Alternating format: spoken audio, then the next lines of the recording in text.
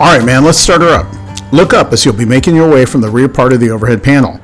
The guarded control boost switches are already set to on, however the oil cooler flap switches should be in auto.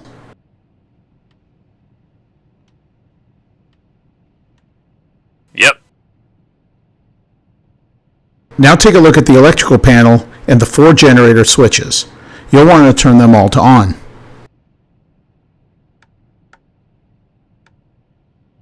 Generator switches set. Moving forward on the panel, the external power APU switch should be set to off, and so is the battery switch. Correct. Okay, now we get to the ice protection panel, which is directly above your head. The propeller's switches are set to off as they should be. The engine ice protection switch should be set to auto. Okay. Good. Wing and empennage ice protection switch is already in auto, and the de-ice is set. Pitot and NASA switches are off. Yes, sir.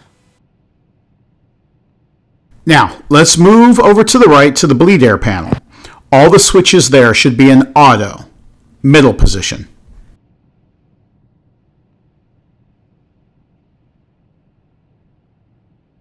And indeed they are. Pressurization panel is here on my side. The guarded switch labeled emergency depressurize is set to norm, but we have to switch the mode select knob to auto.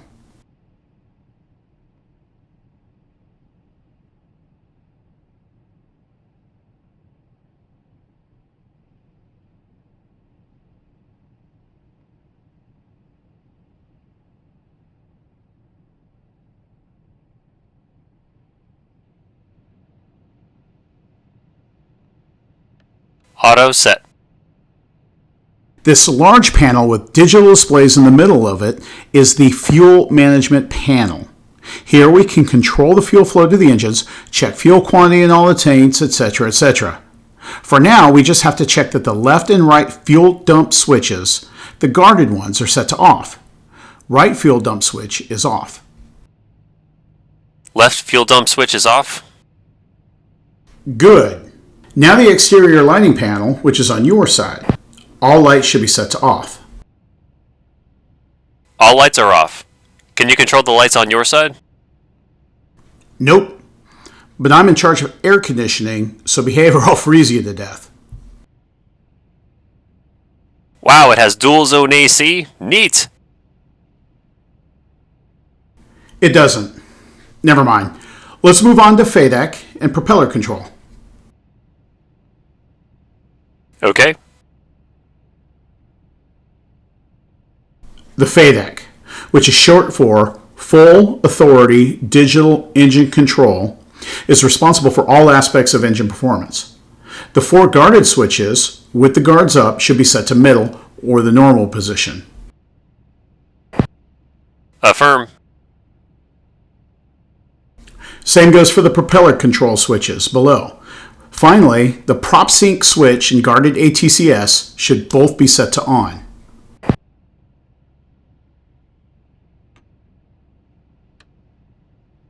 That's what I'm seeing, sir. Good. To the right, you have the fire engine start panel. The 4 handles are pressed in, and the APU control switch, which is on my side, is set to off. If you say so. Wipers are off, air conditioning set, gear lever in the middle is down. Check. To the right, we have the landing lights panel. It seems to be set up correctly, meaning left and right motor lights and hold, left and right landing lights, as well as taxi lights and wingtip taxi lights are all set to off. Check. Funny that you can turn left and right landing light independently. Any ideas when only one would be used? We have independent light switches. Just in case there's a malfunction of either motor, you can still illuminate the other landing lights for the motor that works. Also, they get really hot, and if one remained in the wing, it could cause some serious heat issues.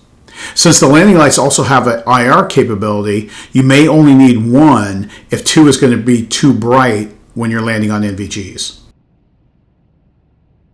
Okay, moving on.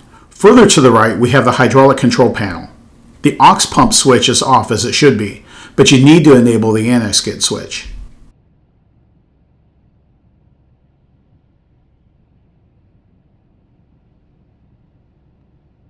Done. Now you would set up the lights using the pilot lighting panel, but there's no need to do that now. Okay. Verify that the air deflector switch on the air delivery panel is set to closed or aft position. It is closed. Good. We're ready to start her up. Anything else before we move to that part?